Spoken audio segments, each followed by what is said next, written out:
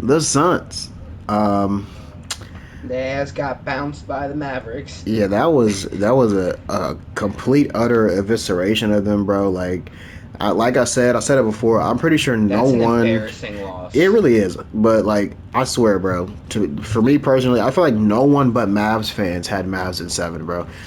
I feel like the vast majority of NBA fans all came to that conclusive decision that the Suns are going to win in like six, maybe even five. But I did not expect them to lose, especially in that fashion. That blowout was insane. I feel like as soon as the series turned to 3-3, it was pretty like clear that the Mavericks were going to win, but I thought it was going to be close. That's what I'm saying. Number one seed at That home. series did it sucked so much dick. Like, bro, every game was a blowout. Every single game was a blowout. Yeah, that's unfortunate. I don't. There was no entertainment in that series at all. The Suns, or were they a fluke? I feel like they'll be back next year, but I don't even know if they'll They win it. they. I don't even know if they'll have the same team next year. Right. I Because mean, as if the people watching don't know, Aiton was axed when they were. I think it was first half, right? no, it He was it got was it T. was the fourth quarter. It was the fourth quarter. Oh, fourth quarter. Yeah, No, but he only played 17 minutes.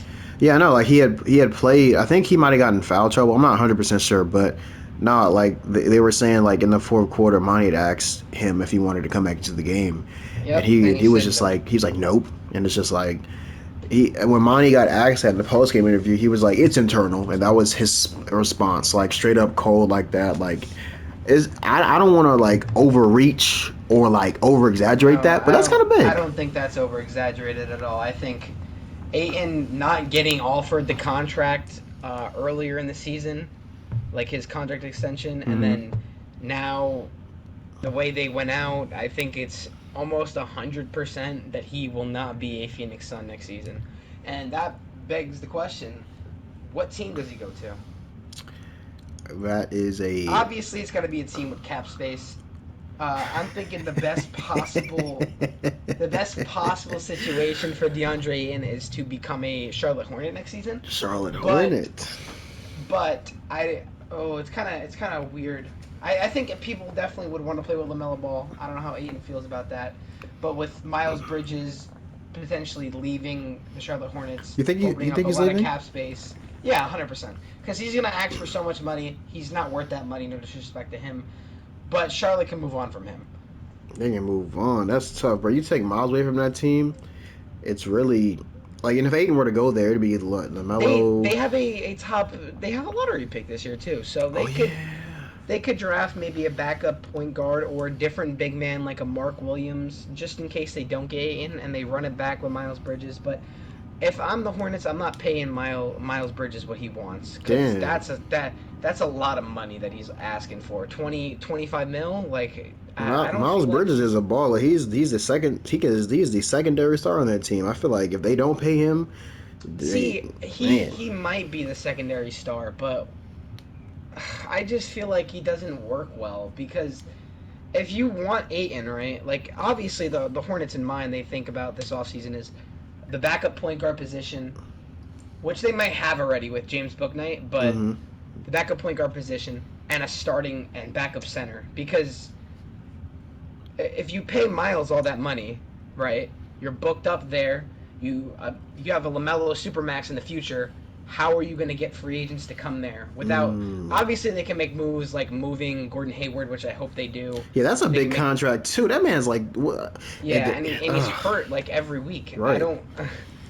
If anything, get his contract off the books. You pay Miles, and maybe hopefully they have enough to pay Aiden. But Maybe they make moves like potentially a Houston Rockets move, get Christian Wood on there.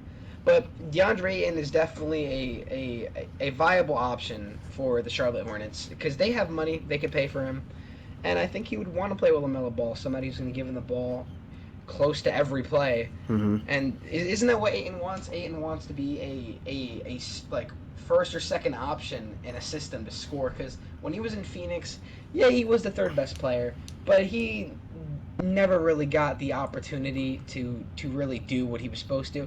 Maybe that's not because of the team. Maybe it's because he doesn't have the ability. But I think you do pay him based on potential. of Most what he could definitely. be.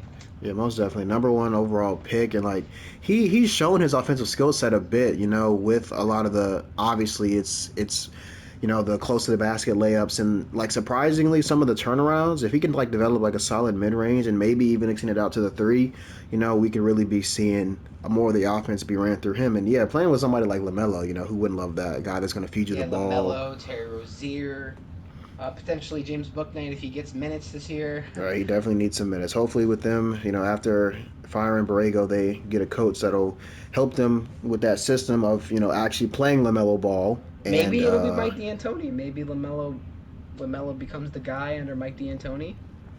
potentially. Predicted that he'll be a All NBA point guard next year.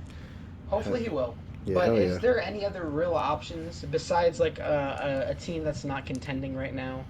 Maybe like a Oklahoma, because Oklahoma I feel like is not that many pieces away from being a contending team.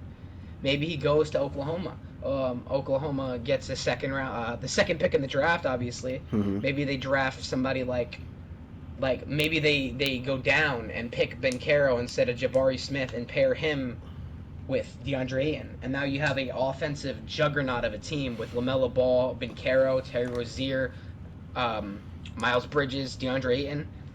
I think that's a playoff team, and I think that would definitely take them over the hump of being a playing team that just gets wiped every year.